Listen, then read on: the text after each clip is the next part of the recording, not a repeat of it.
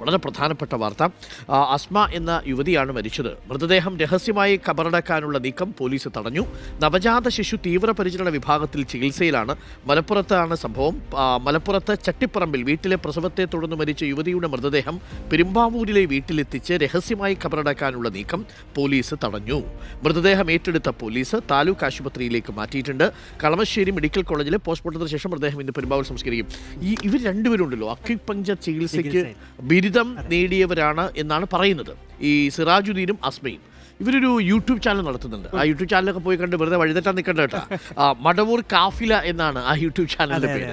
അതിനകത്ത് മുഴുവൻ അസംബന്ധങ്ങളാണ് പ്രചരിപ്പിക്കുന്നത്. ഞാൻ ഇന്നലെ എടുത്തു നോക്കി, ഒരു സുഹൃത്ത് എടുത്തു തന്നു. അപ്പം മാത്രമല്ല, ഈ കക്ഷി മറ്റൊരാളെ ഇന്റർവ്യൂ ചെയ്തിട്ടുണ്ട്.